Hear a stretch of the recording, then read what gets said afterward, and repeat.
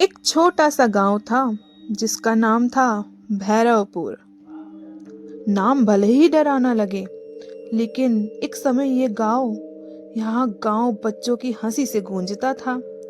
सुबह स्कूल की घंटी, दोपहर की गलियों में खेलते बच्चे और शाम को गांव के बाहर लगे एक बड़े झूले पर बच्चों की भीड़।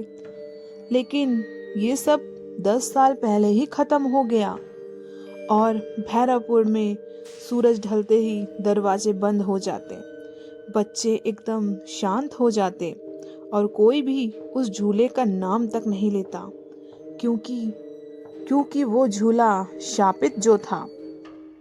गांव से लगभग आधा किलोमीटर दूर एक पीपल और बरगद का घना सा पेड़ था।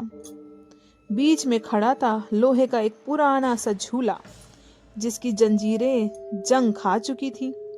दिन में वो बस टूटा फूटा झूला लगता था, लेकिन लेकिन रात में सभी गांव वाले कहते थे, रात 12 बजे वो झूला अपने आप ही हिलने लगता है।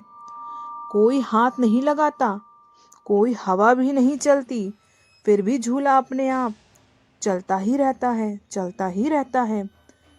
सबसे पहले गायब हुआ वहां पर एक लड़का जिसका नाम था सोनू। सोनू की उम्र कम से कम 7 साल होगी।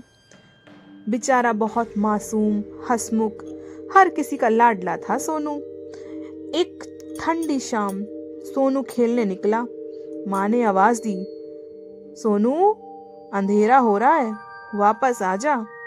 सोनू बोला, बस माँ, एक बार झूला झूल लूं, फिर आता हूँ। बस आखिरी बार था जब किसी ने सोनू की आवाज सुनी। उसके बाद करीब रात के 8 बज गए, सोनू घर नहीं लौटा। फिर 9 बजे तो पूरे गांव में हलचल हो गई। 10 बजे तो सब झूले की तरफ भागे। पीपल के नीचे झूला हिल रहा था और नीचे पड़ी थी सोनू की चप्पल। ना नखून, ना रोने की आवाज, ना कोई निशान, बस था तो एक सन्नाटा और झूले की चरमराहट।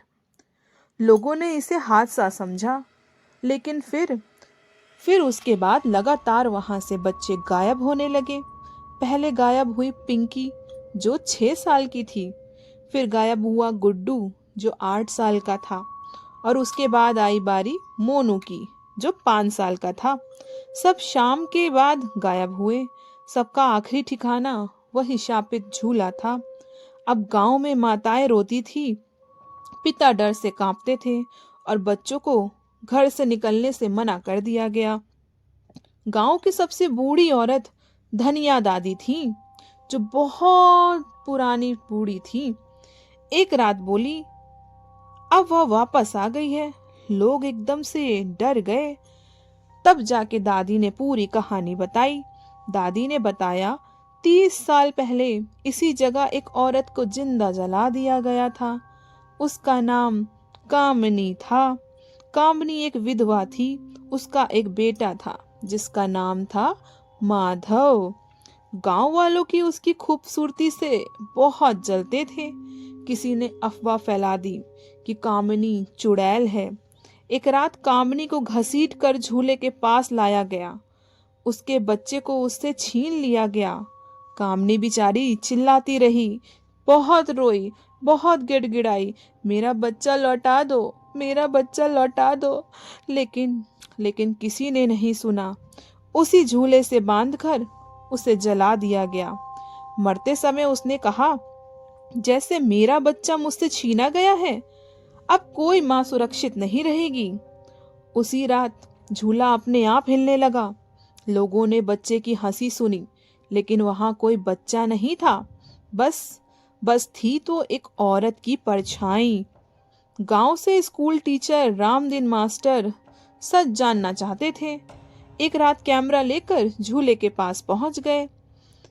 मास्टर जी ने कैमरे में देखा, झूला, धुंध और अचानक कामनी की आत्मा।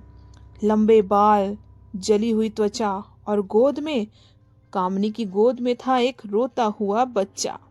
अगली सुबह कैमरा तो मिला, लेकिन मास्टर जी आज तक नहीं मिले।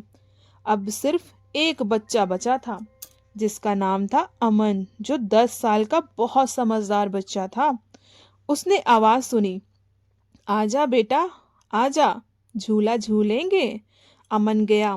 झूले पर बैठी थी कामिनी, लेकिन वह रो नहीं रही थी, वो तो थकी हुई थी। कामिनी बोली, मैं राक्षस नहीं हूँ, मैं बस माँ हूँ। अमन ने कहा, अगर तुम हमारे बच्चे को शांति दे तो क्या तुम बच्चे को छोड़ दोगी? कामनी के आंखों में आंसू आ गए।